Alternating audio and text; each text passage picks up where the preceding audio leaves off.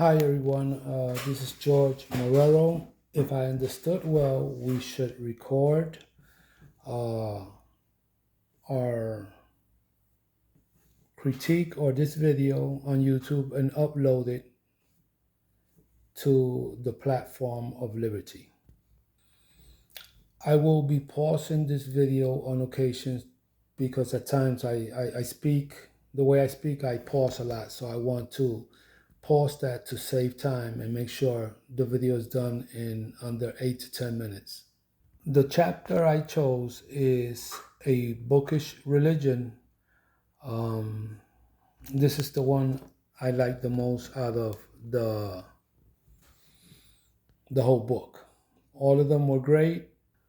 When I say all of them were great, I am referring to the book. All the chapters were great. Early Christians and Christianities in the eyes of the non-Christian, a new kind of faith, a different identity. Then there's the chapter that I choose for this video, which is a bookish religion. And finally, there is a new way to live.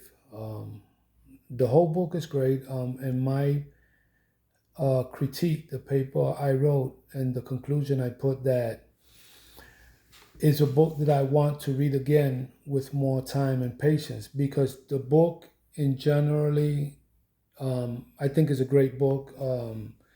It touches on a lot of information historically.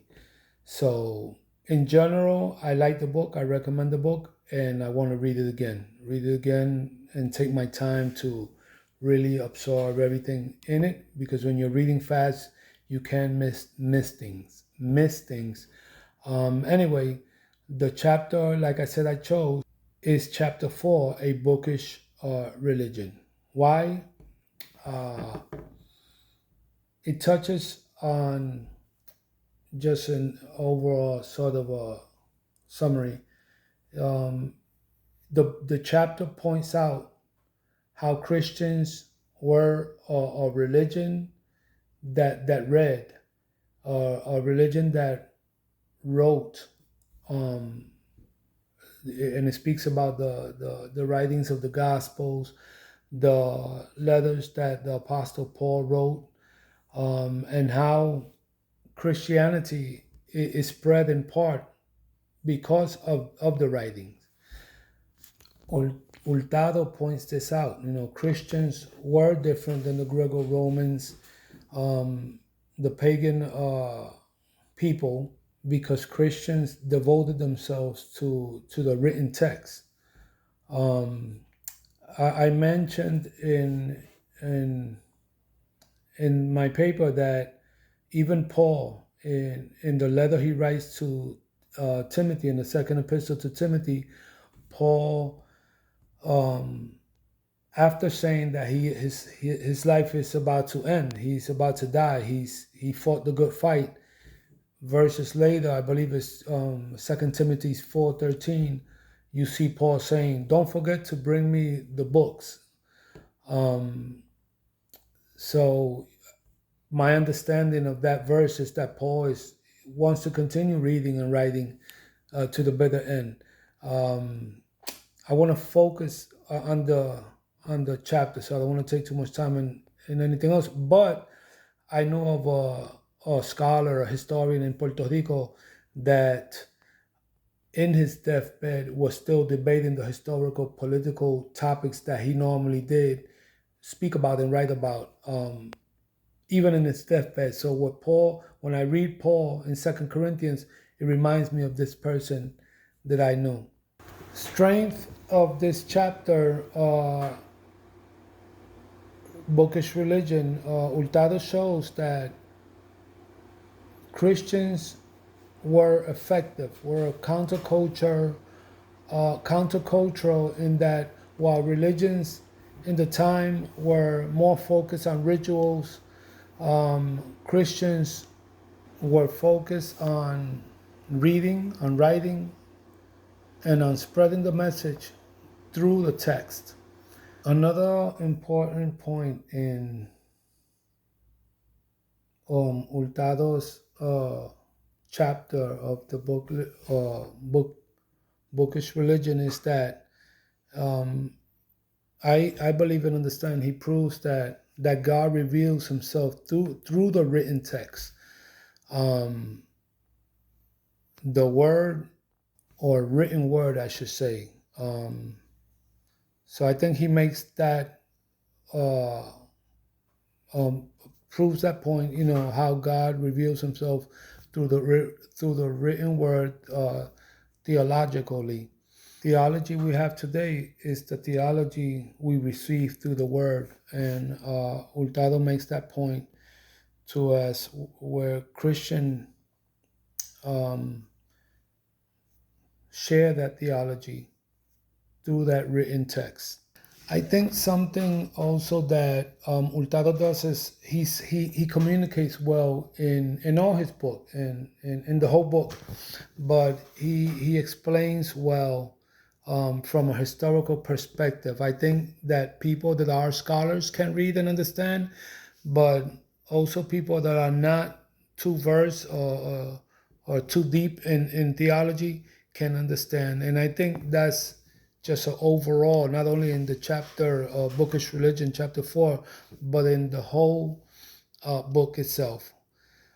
Basically, those are strengths I see, weaknesses, and I said this in my writings. I think I'm gonna say it this way. I'm sorry, I don't want to make it sound too negative, but in a sense, it's like if he puts the Christian writings in a pedestal, and I wrote this in the paper that the Jews also wrote um, had their text. That's where gets the Christianity gets their theology from the Old Testament. The New Testament is the explanation and the fulfillment of the Old Testament. So Jews also value the text and writing. Uh, Besides Jews, I mentioned in my paper, and I mentioned again, that the philosophers also wrote. Not all philosophers. I understand that. I mean, we know that Socrates didn't write, but Plato wrote. Aristotle wrote. So that I see as a weakness. It could have been a little more balanced out. Also, although um, we have Christians that read, that wrote, etc. Not all Christians were able to read and write, and I don't, I think that's something that has to be acknowledged and balanced out. That uh, even the Book of Acts says that when God calls Paul, he chooses him for this mission, and I think it is well understood that Paul could write better than the Apostle Peter, and I'm not going to go into the first, second epistles of Peter, whether he wrote or not, but Peter walked with Christ, yet God chose Paul that didn't walk with Christ. I think what I'm trying to say is that the Apostle Paul was better equipped to do the work that he did in writing all the epistles that he did. Again, we know scholars debate whether all 13 were Paul's or not, but in the same way that Paul was better equipped to write those epistles and to raise all them churches he did, and then follow up in writing, he was better equipped than the Apostle Peter. Um, this type of that same ability. Sorry, I had some distraction. Somebody was knocking. Anyway, my point is that it was not all so uniformity. Every Christian wasn't doing the same. Every Christian wasn't reading the same. Every Christian wasn't writing the same. That's the Paul. I'm sorry. That's the comparison I'm trying to make with Paul and Peter. Paul was better equipped. And I think that's a weakness. It wasn't all Christians that were reading and writing. That's basically my point. I'm going to stop it here because it's going to reach 10 minutes.